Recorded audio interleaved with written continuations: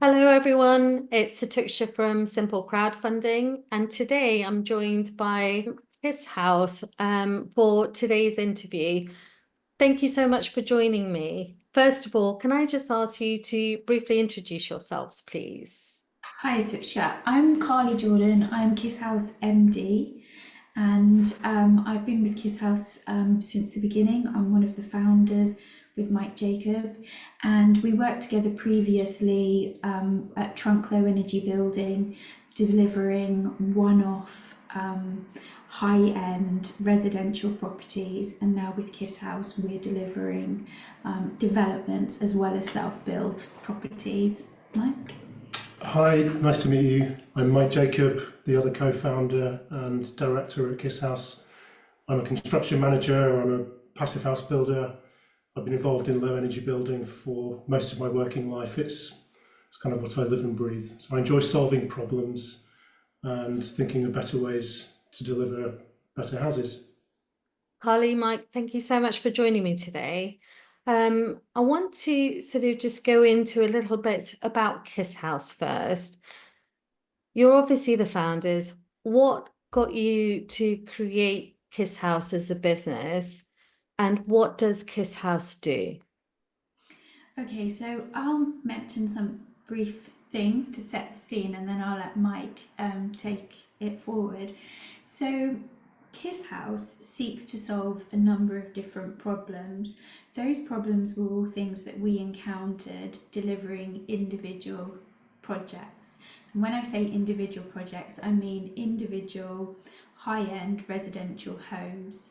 And effectively, what we found was we did some really interesting projects, many of which won awards and, did really well in that part, but they were all complex, stressful, difficult projects. Well, invariably they were. And what we found was that each one was effectively a prototype because that house had never been built before. So even if we were building to the Passive House standard, for example, it was still a different house to a different design and a different location using a different building methodology, a different team that would have to be assembled. And it was often a bit like pushing, treacle uphill, let's say. These are projects that are not for the faint-hearted. And Kiss House kind of was an answer to that. It was about, could we do something that would simplify, streamline the process, make it easier both on the delivery side and also on the customer side. Right. Mike probably talk about more of the issues that we came up against or why we wanted to simplify. Yeah, sure. I think having spent so long working with private individuals delivering complex, bespoke one-off homes, it became abundantly clear that actually when you get to the end of those projects, they might photograph well, they might look great in all the magazines, but actually one of the common themes was the process was really stressful and unenjoyable, not just for the people on the delivery side, but for the customers and the clients as well. So we learned actually people don't like having too much choice. They don't like having to do things that have never been done before. Because of all the uncertainty and the stress that's involved in that. So we really saw with the advent of custom build, in particular when the custom build legislation came in, we saw an opportunity to scale what we'd been developing, which was a lot of IP and a lot of learning that we'd done over the years with respect to the delivery of high performance contemporary homes, but to take that to a wider audience. And so custom build as an emerging sector is where we've squarely positioned ourselves as a custom build provider. It's a new sector. We're a new provider in that new sector. It's where we see the growth opportunity. And as Carly said, it takes out a lot of that unpredictability by making it more streamlined, more controllable. So that's really where we're kind of finding our motivation at the moment is by getting stuck into the exciting custom build sector and doing more of what we've done in the past. And what makes you different to other custom build providers in this space? So what was quite interesting was when we started to look at it, we started to think, well, if we're going to deliver custom build projects, but we're going to approach each custom build project as a completely separate entity, then we still will be starting with a blank piece of paper on every project, if that makes sense. And so we might be able to streamline things in terms of our supply and our network, but we won't have simplified things in terms of the design process and the construction of the homes. So what we really dug into, and actually COVID was quite a good opportunity, if you like, because it sort of, a lot of things paused and it gave us pause for thought, and we suddenly thought we should give some real focus to the homes that we're delivering. We knew that they had to be passive house because we just didn't want to deliver homes in any other way, you know, primarily because they perform so brilliantly, they're so comfortable to live in. That was really important to us, but also we are in a climate crisis, and it was really important to us that everything that we do you know, uses renewables wherever possible and has minimal energy demand. So that was of critical importance to us. But it kind of posed some problems because with passive house, you tend to design for the location because you model to that location, and you design to, you know, get the correct orientation on site. And, you know, that's what we were trying to get away from, doing too much that was bespoke. So what we then sort of came round to was that we needed to focus on a housing product, creating a housing product that could bend and flex to different sites. So what do I mean by that? We decided, rather than design for separately or independently for every custom build project, we would create a housing product that was built using a building system that was passive house compliant, used renewable materials, and that was capable of being used on different sites in different locations in the UK. So what we did during COVID was develop a building system that would enable us to do that. Do you want to speak any more about the building system? Yeah, sure. So we wanted to try and manage risk in particular. We were previously committed to using imported engineered materials, which partly because of Brexit and also partly because of the dynamics of that market were high risk in terms of the procurement. So we wanted to try and develop a native timber building system that would give us a degree of supply chain security. So we've developed a passive house, native timber building system that, as Carly was saying, we design with, we build with. It enables us to have certainty over the energy performance of our homes, and also the quality of our homes, because they're manufactured in this country. We've got very close working relationships with the manufacturers, and it's integrated into what we do. So we design from the outset with our engineered system in mind. I'd say the other characteristics that make us perhaps not unique, because we've never set out to try to be unique, we've just set out to try to be really good at what we do. But it's quite a niche area of the industry that we're in, is that there's a recognisability across all of our projects. We're working hard to develop a brand for all the right reasons that people can buy into, that has values that people align with. And so there's an architectural language that's common across our projects. That it doesn't mean they all look the same, but they're all recognisable as Kiss House homes. And we're finding that actually people are coming to us because they feel some form of values or brand alignment with what we're saying matters to us, and they want to live in a Kiss House home. And so that's, I guess, is a unique element to what we're doing, is that we're developing a following of people who seem to buy into what we're doing and want to live in our houses, which is quite motivating. And Mike, on that point, there are recognisable elements you mentioned, and people are tapping into the brand. What are the core values of that brand? Passivhaus being one. What other elements are there? Well, I think it's the really important issues like having integrity, focusing very deeply and rigorously on quality, service. So our customers have a truly end-to-end service from us. We hold their hand from beginning to end. In fact, beyond occupation, we have a post handover service that leads into maintenance and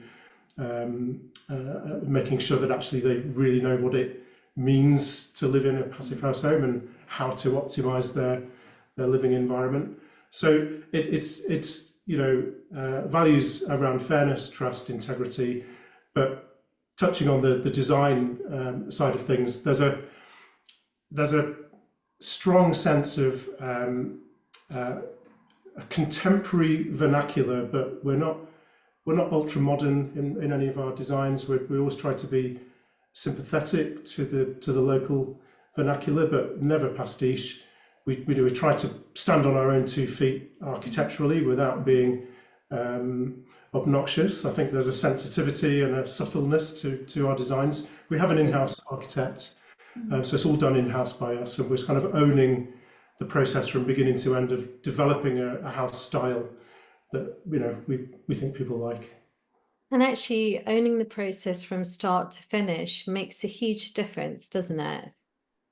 It does, because quality has to, for us to want to get out of bed to do it every morning, we personally need to feel like we're delivering something of quality, and that has to run through. So yeah, it's critical, really.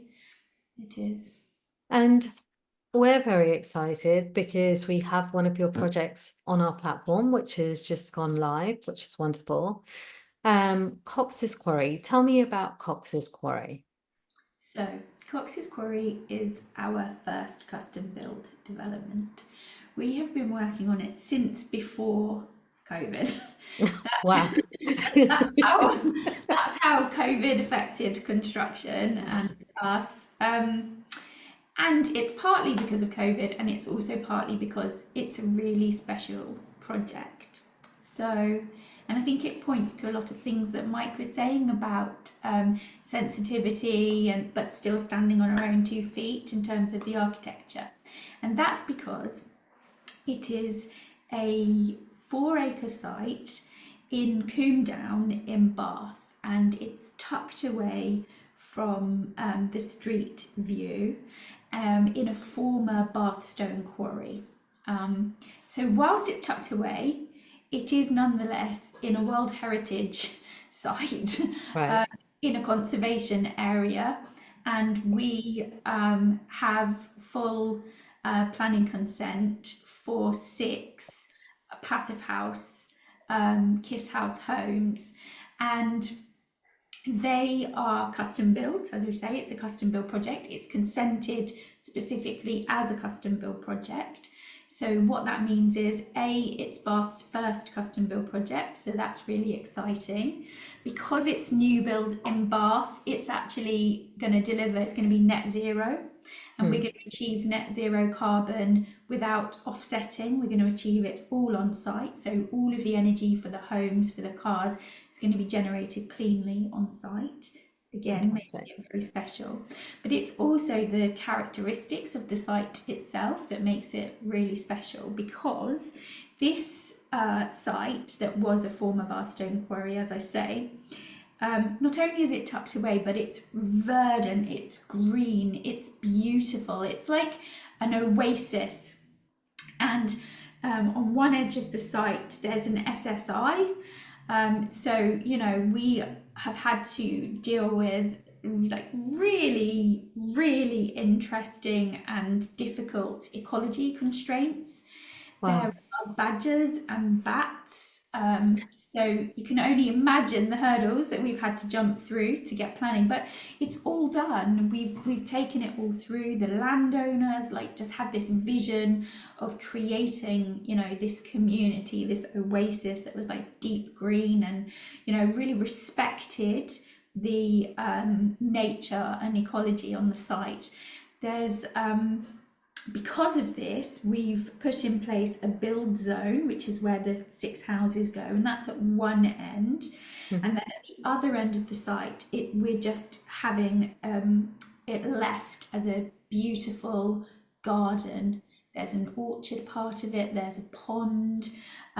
We've embedded loads of ecology and biodiversity supporting features into both the master plan for the site and the layout, but also the design of the houses, and it's been kind of commended by the planners at Bath for some of the things that we've done. So for example, we have a really interesting hipped roof. Now we've done that so that the roofs aren't overbearing, so that there's more light coming in. Mhm.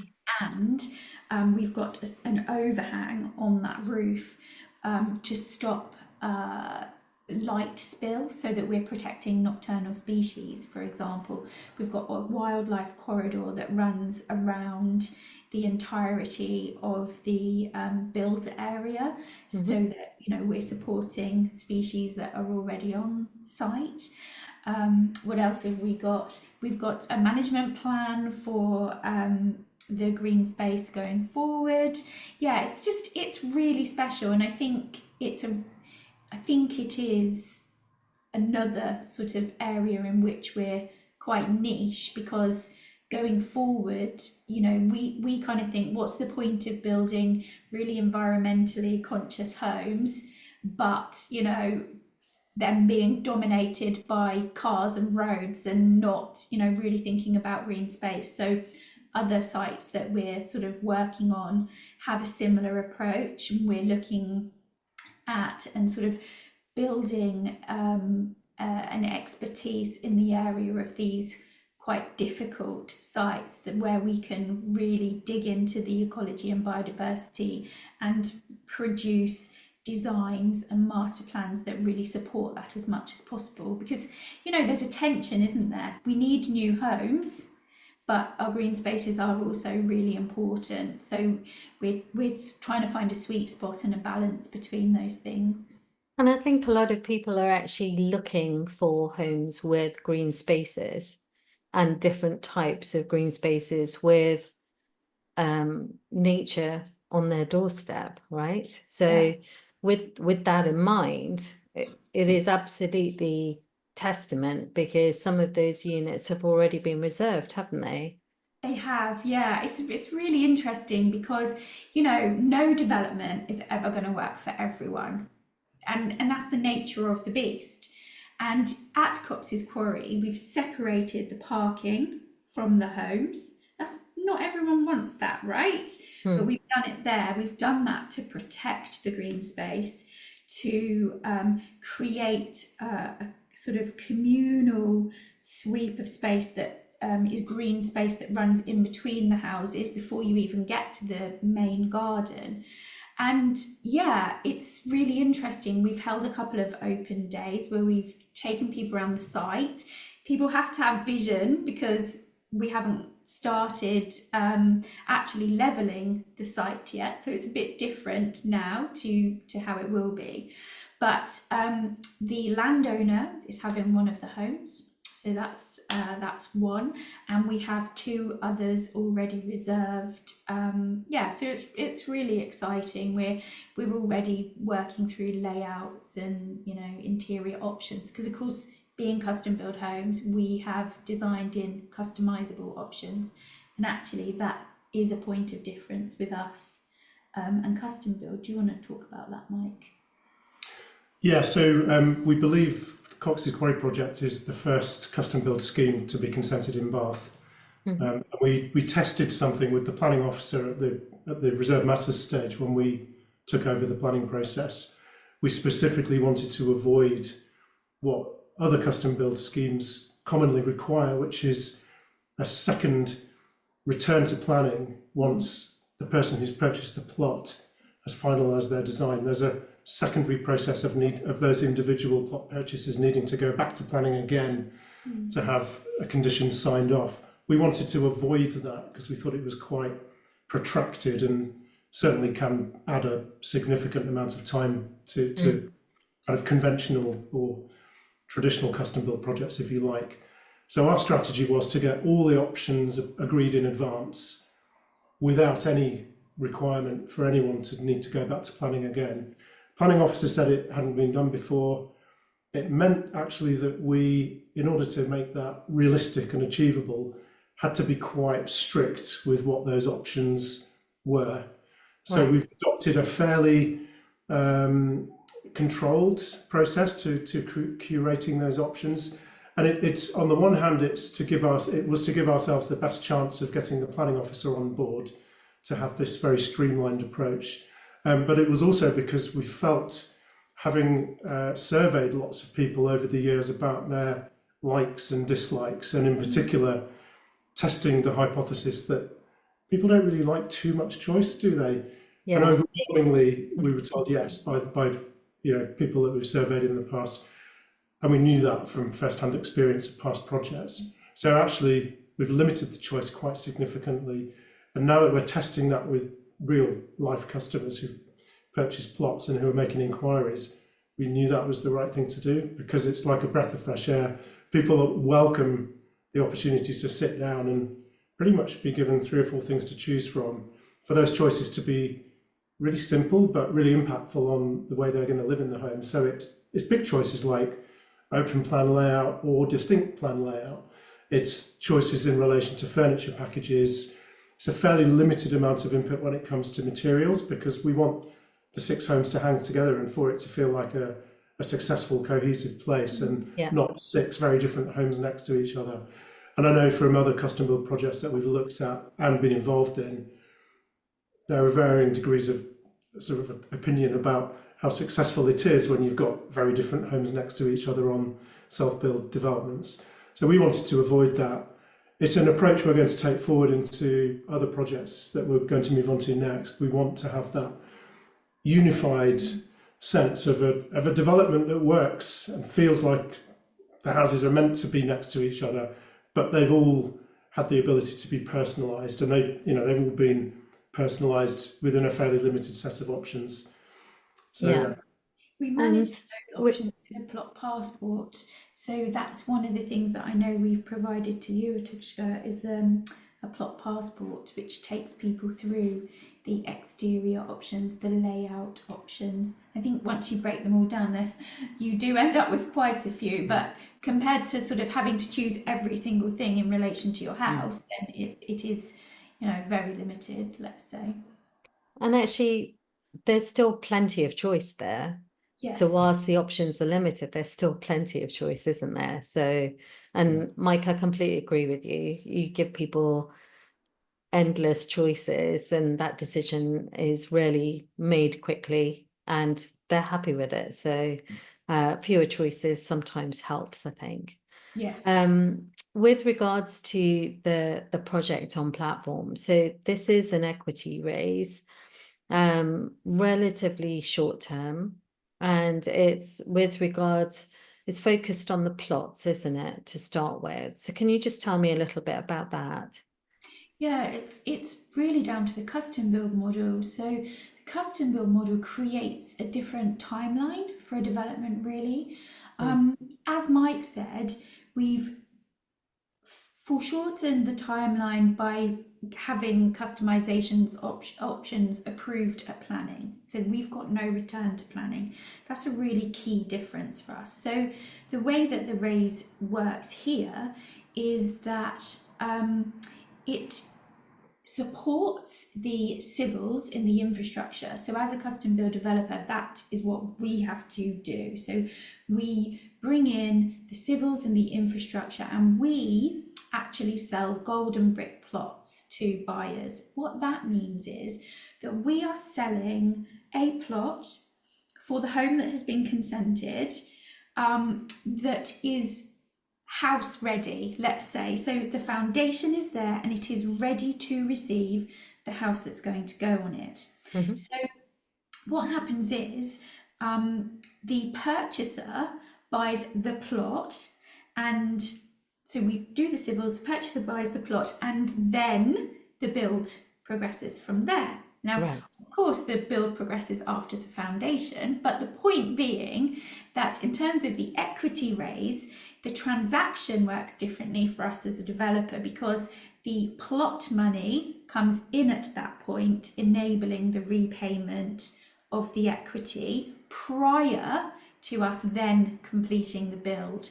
And because custom build is a type of self-build, the build is managed under a different contract, which is the build agreement, and that is then funded going forward by the house purchaser.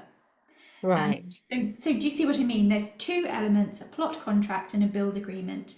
The plot contract happens first, and that repays the equity, and and so forth. The interesting thing is that in developments, usually a developer builds out the entire development at risk with no, you sell at the end, and of course at that point the money gets returned. So this happens differently. And it condenses the timelines quite substantially, doesn't it? So that's definitely a bonus. And all the details in terms of this raise are in the investment memorandum, which is available on platform to approved investors. So you have to be an approved investor to access it. So all of that information is on there, and there is also images of what the finished product will look like.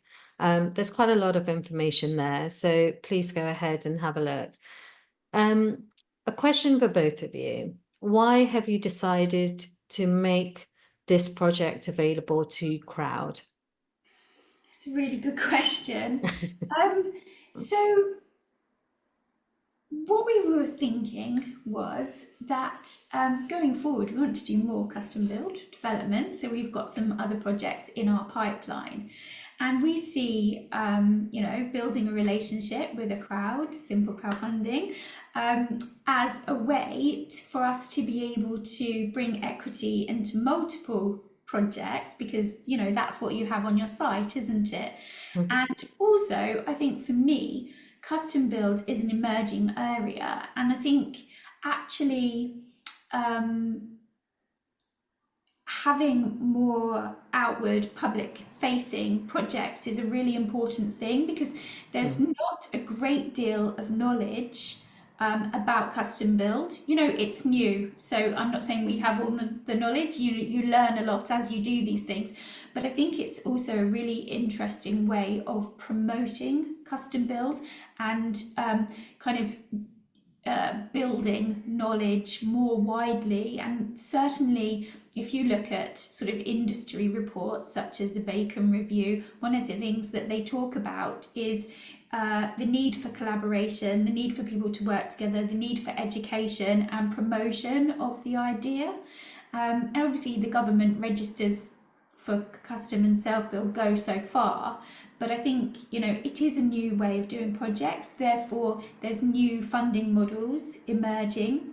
The fact is there is a shorter timeline, so I think it's kind of ripe for this sort of approach, because because the condensed timeline, as you said, hopefully makes it more attractive, and we just felt that there was a good fit. Do you have any other thoughts on that? We felt instinctively aligned. We're an SME. It's an innovative approach that seems to be aimed at the SME end of the market. And I guess as a company such as Passivhaus that focuses quite a lot on innovation, the peer-to-peer lending model is an innovative form of finance within the development sector. It just appeals to us. And I think, as Carly said, once we've established ourselves and developed a track record, we can see that there's an opportunity to gain traction, and so that the next project and the next project after that, hopefully we can build up some momentum and develop an ongoing relationship with the pool of investors that you have on your platform. This is it, because we've done self-build previously, and so of course that is funded by the self-builder. So, you know, with custom build, it just kind of speaks to needing a new way of doing things, and as Mike said, it seemed like a really good fit. And thank you so much for that. That's really insightful as well. Carly, you mentioned that custom build is there's still a lot to be learnt about it. Yeah. How do you think, are there any sort of market conditions going on with maybe new government, potential changes coming down the pipe again? You know, the commitment to build more houses.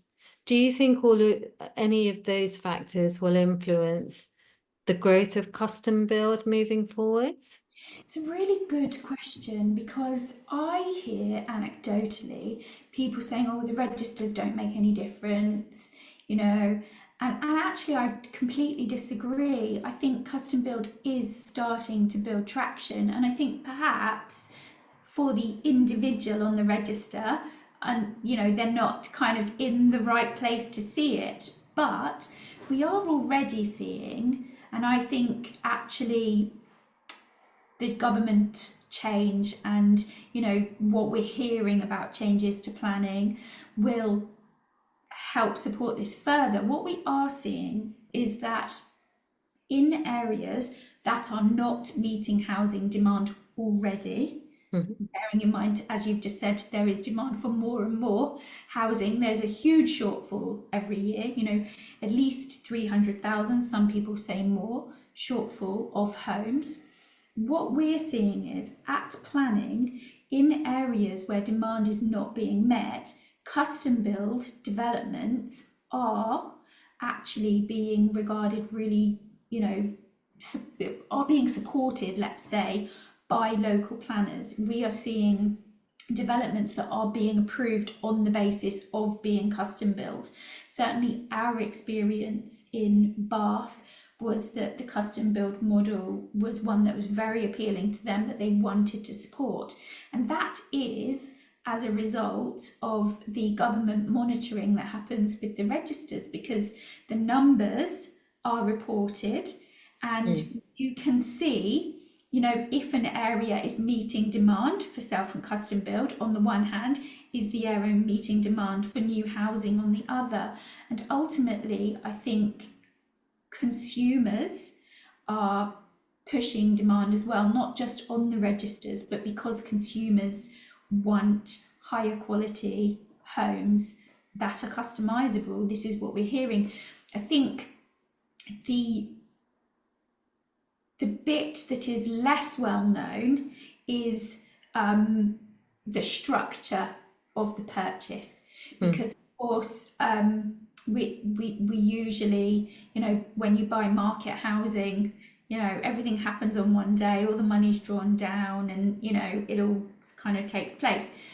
And with custom build it is different, but again, we're seeing banks and building societies offering new products all the time with advanced stage payment mortgages, for example. So we're seeing the financial, you know, institutions catch up as well. Yeah, beyond that, who knows really with planning policy, because it always takes the time to filter down. But you know, the registers came into effect in 2015. We've had COVID in the meantime, and we are seeing support for custom build now in local authorities. So I think we're going in the right direction. That's wonderful. And a final question, if I may. What is the plan for Kiss House moving forwards? What are your growth ambitions looking like? Good question. Yeah, so we seem to have an appeal, if you like, to certain kinds of landowners who maybe don't want to sell their land to regular house builders, or actually couldn't, because their sites might be too small, or they might be too tricky in other respects. And because there is now, as Carly was saying, a custom build route through planning.